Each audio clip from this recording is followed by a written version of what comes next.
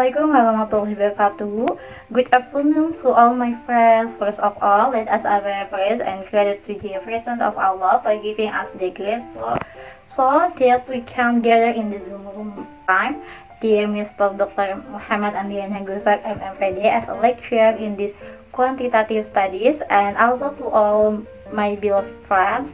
Hopefully, we will all be given healthy and this presentation can run smoothly until the event is finished. Amen.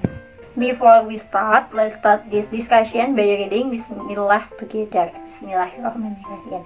Okay, straight away, we from Group 2 will present material about identifying a research problem, and here I am the Sofia as the moderator who will guide the discussion this time. The first, I will introduce the first member of your group, namely Neng Sri Siti Rahma, Sofia, Rafika Amara, and the last Sepia Humaira. Well, then here there is some components of material that will be presented, including number 1, what is a research problem and why it is important. Number 2, how does the research problem differ from other parts of research. Number 3, can unsolved problem be researched. Number 4, how does the research problem differ in quantitative and qualitative research. Number 5, how do you write statement of the problem section. Number 6, what are some strategies for writing the statement of the problem section. And the last, I did the chapter. Okay, next is the material presentation session, where the first material which will be delivered by Rahma. To Rahma, time is yours. Okay, thanks to moderator. Now I will explain the first material of this presentation about what is a research problem and why is it important. Research problems are educational issues, controversy, or concern that guide the need for a study. This problem can be found in the introduction of study or in the statement of the problem section. Specifying a research problem sets the stage for the entire study, ensuring readers understand the study importance and relevance. And to look at the research problem in a study, ask yourself, what was the issues, problem, or controversy that the research want to address? What controversy leads to a need for this study? What was the concern being addressed behind this study? And is there a sentence like, the problem addressed in this study is blah blah blah? Okay, and you can look at this passage in the opening, introductory paragraph of a research report.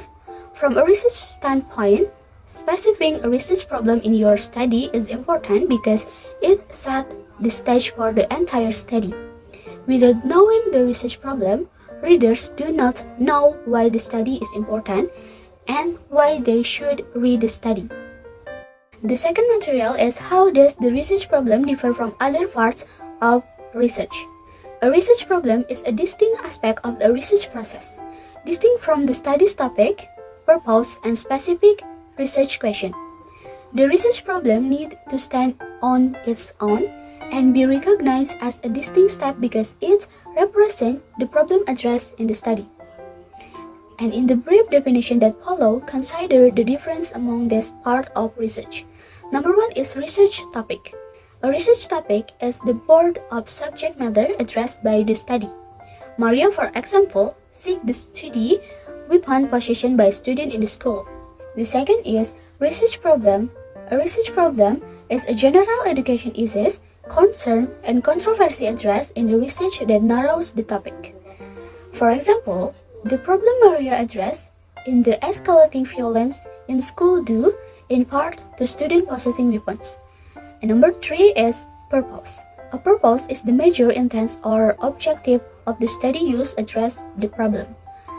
For example, Maria might state the purpose of her study as follows. The purpose of my study will be identify factors that influence the extent to which students carry weapons in high school. And the last is research question. Research question narrow the purpose into specific question that the research would like answered. For example, Maria might ask, do peers influence students to carry weapons? Okay, the next material is can and should problem be researched? Three aspects in this part I will explain. Number one is can you gain access to people and sites? To research a problem, investigators need to gain permission to enter a site and to influence people at the location of the study. Example, gaining access to an elementary school to study children who are minors. This access often requires multiple levels of approval from school, such as district administrators, principal, teachers, parents, and students. Your ability to gain access to people and sites can help determine if you can research the issue. And the second is, can you find time, locate research, and use your skill? Even if you can gain access to the people and sites needed for your study, your ability to research the problem also depends on time, research, and your research skill. For time, when planning a study, investigators should anticipate the time required for data collection and data analysis. And for research, investigators need research such as funds and equipment for participants and for individuals to transcribe interview. And for skill, the skill of the researchers also affect the overall assessment of whether the study of a problem is realistic. And the last, should the problem be researched? There are 5 ways to assess whether you should research a problem. Number 1, study the problem if your study will fill a gap or void in the existing literature. Number 2, study the problem if your study replicates a past study but examines different participants and different research sites. Number 3, study the problem if your study extends past research or examines the topic more thoroughly. Number 4, study the problem if your study gives voice to people silenced, not heard, or rejected in society. And the last is study the problem if your study informs practice. Okay, maybe this enough for me. I return to the moderator. Thank you. Thank you, Rama, for explanation the material. The next point recording will be connected by Sepia and Rafika. To Sepia and Rafika, time is yours. Okay, thank you, moderator, for the opportunity. Next, I will continue the point about how does the research problem differ in quantitative and qualitative research. After you identify a research problem as previously explained by Rahma, you should also consider if it better fits a quantitative and qualitative approach, because the two approaches differ in their essential characteristics. There should be a match between your problem and the approach you use. And then here are some additional factors to consider. We should know that we'll tend to use quantitative research if we have to, first, measure variables. This means if you need to measure certain variable in your research, such as numbers, quantities, quantitative research is usually more appropriate. The second, assessing the impact of this variable and on outcomes. This means that quantitative research is suitable for assessing how those variables affect the outcome or final results of phenomenon. And the third is test theories or broad explanations. This means that if you want to test existing theories or explain a phenomenon in general, quantitative research may provide a more appropriate approach. And the last, apply results to a large number of people. This means that if the result of your research will be applied to a large number of people or populations, quantitative research can provide broader generalizations. And we should know that we'll tend to use qualitative research if we have to, first, learn about the views of individuals. This means if your research objective is to understand the views, perception, or experience of individuals in depth, then a qualitative approach is more appropriate. Second, assess a process over time. This means qualitative research is useful for exploring processes that occur over time and how contexts affect them. The third, generate theories based on participants' perspective. This means if you want to develop a new theory or concept based on the perspective of participants or individuals involved in the phenomenon. And the last, obtain detailed information about a few people or research sites.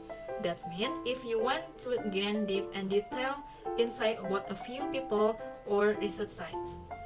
Okay, next, after you have identified your research problem, determine that it can and should be researched, and specify either the quantitative or qualitative approach. It is time to begin writing about the problem in a statement of the problem sections that introduce your research study. So, how do you write a statement of the problem sections? First of all, we must pay attention and determine the topic first. In the problem statement section, it is important to start with a topic that is clear and interesting to the reader so that they are interested in continuing reading. This helps provide an initial overview of the research and encourage the reader to follow further. Thus, we bring the reader into the research topic gradually and encourage them to explore further. An educational topic is the broad subject matter that a researcher wishes to address in a study and that creates initial interest for the reader. As shown in this figure, researcher states the topic in the title and introduces it in the first sentence. Note that the author is into the study with general ideas that most readers can understand like this. There are standardized tests, the education of Native Americans, and the problem-solving model of teaching elementary science. So let's examine the first sentence. We call it a narrative hook. It serves the important functions of drawing the reader into a study. Good narrative hook have this characteristic. First, cause the reader to pay attention, elicit emotional or attitudinal response, spark interest, and encourage the reader to continue reading. Let's examine this figure again. This is an example where the first sentence in the three studies here already attract our interest and encourage us to continue reading. So next slide. Okay, after starting the topic in the opening discussions, you then narrow the topic to a specific research problem or issue. Recall that a research problem is an educational issue, concern, or controversy that the readers investigates. Author may present it as a single sentence or as a couple of short sentences. Also, authors may frame the problem as a deficiency in the literature. So we must determine what type of research problem we are studying. There are two types of research problem. Firstly, practical research problem, where a research problem is derived from issues or concern found in schools or other educational settings. For example, looking at the picture, can you see the practical issue in the following research problem posed about China's policy towards single-child families? Yes, you can. Look at the underline there. It means that the practical issue in this research is that boys are valued more than girls and the policy controls people in the populations. So this is a practical research problem. The second type of research problem is a research-based research problem, which is where in other research, the problem will be based on the need for further research due to gaps or we need to extend the research into other areas. It may also be based on conflicting evidence in the literature. For example, look at how the author in the example sentence picture here. He needs additional research that links developmentally appropriate reading practice and teachers' approaches. From the whole sentence, we find that there is a lack of sentence that connects the two areas. So, we can know that the problem in this case is based on the research need for more information. So, the research problem belongs to the research-based research problem type. The point is to state it clearly in a sentence or to in a statement of the problem sections. Okay, next slide. So, it is not enough to state the problem or issue. You also need to provide several reasons that explain why this issue is important. Justifying a research problem means presenting reasons for the importance of studying the issue or concern. As shown in this figure, you can justify the importance of your problems by citing evidence from the first other researchers and experts as reported in the literature, the second experience others have had in the workplace, and the less personal experience. See the chart in the figure. For suggestions made by other researchers, this is usually used in quantitative and qualitative research, such as experiment, surveys, correlational studies, ground theory studies.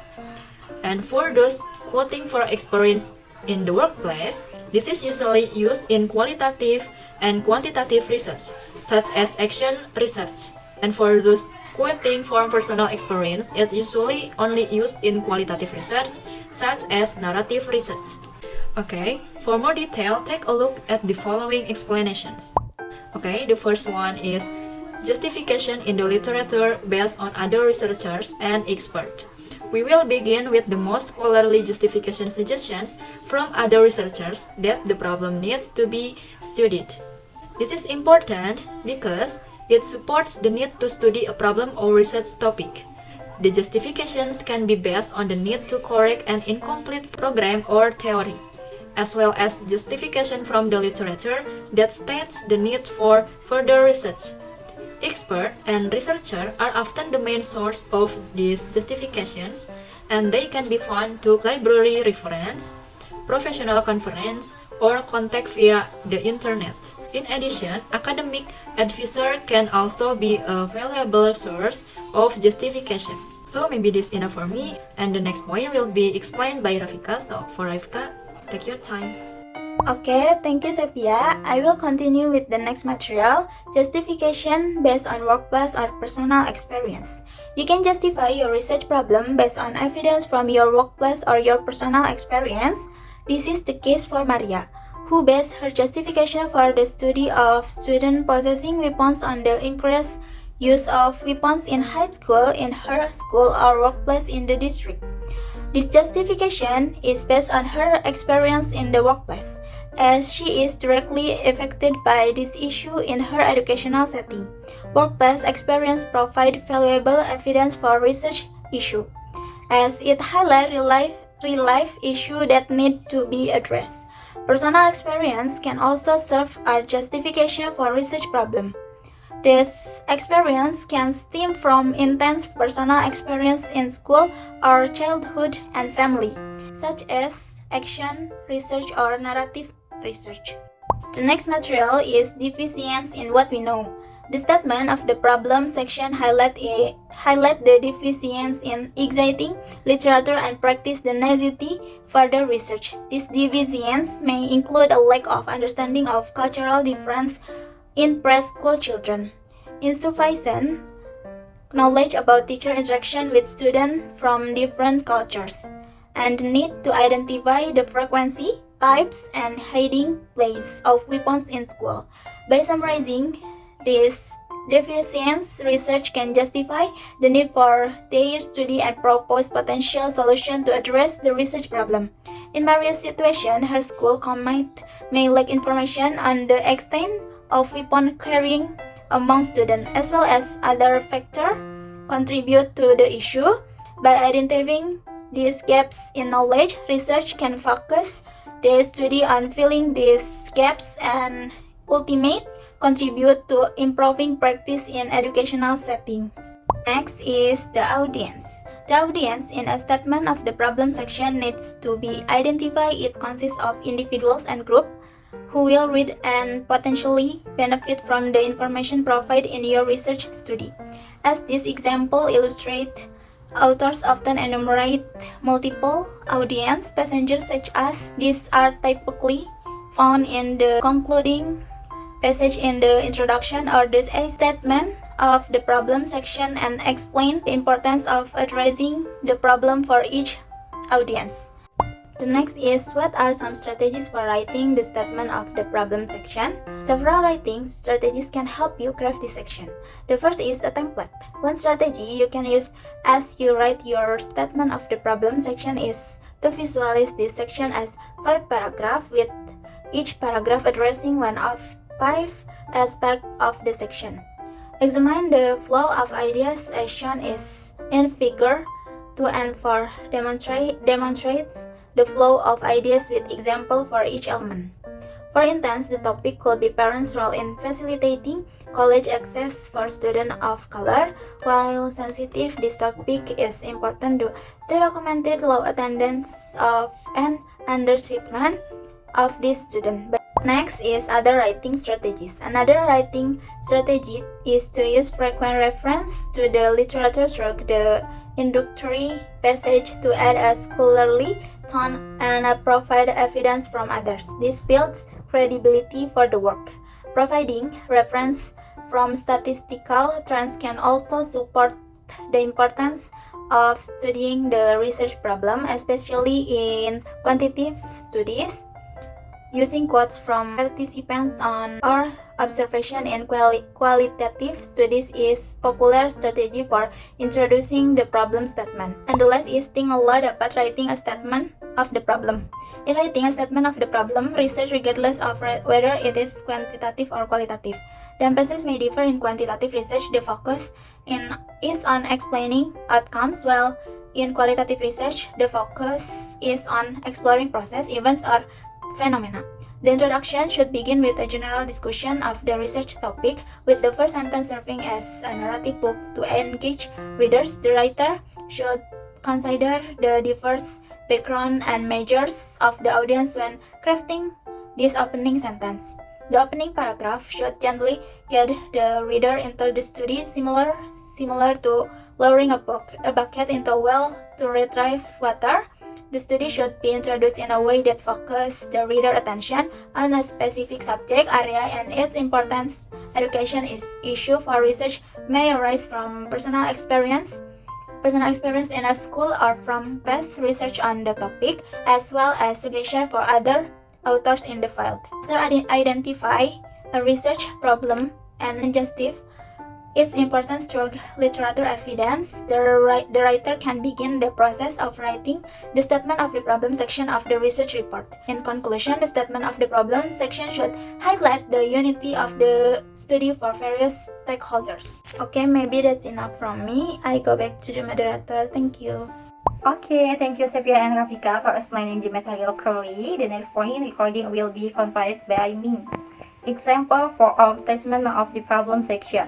Model how to write a problem statement. They describe a real-life situation in research practice. The approach is to apply the 5-step model, and whether the research is quantitative or qualitative on any subject. There are a few issues that will emerge, a few reasons for encounter a school or from an audit of past inquiries about an theme. Next, examine the parents' involvement and the mother trust in school participant studies. They provide introducing reference on this issue by finding in exciting writing. Little is known about the factors that influence parental involvement and children education. The character do not explicitly present the issue as a problem at the same time. The discussion the positive benefit of parental inclusion additional. We surveyed writing recording for variables that important parental inclusion. They went on to audit the literature with respect to variable describing gaps in writing and language training. The next key ideas in the chapter. Define a research problem and explain its importance. Distinguish between a research problem and other parts of research. Criteria for deciding whether a problem can and should be researched. The difference between quantitative and qualitative research and problem. The 5 elements of a statement of problem section. Strategies usable in writing the statement of the problem section. The next, understanding concept and evaluating research studies. Everyone look at the primary sentence, the storybook for each funder as experience alternate. Number 2, recognize and evaluate the request about issue found within the parents association, consider and within the mother belief in school parents think about why the primary is the primary issue based created from quantitative investigate and the moment for subjective inquiry. Thanks, good. The presentation session is over. I will read the conclusion of your discussion today. The discussion of this material emphasizes importance of clearly defining a research problem. in a study to provide readers with a deeper understanding of educational issues. It highlights the significance of justifying the research problem and identifying the audience for the study. In conclusion, a well-defined research problem is essential for guiding the study and contributing to educational knowledge and practice. Maybe that's enough for of the presentation. I ask the moderator apologies if there were mistakes when delivering and there were shortcomings from your group. Thank you all friends who have participated. Assalamualaikum warahmatullahi wabarakatuh.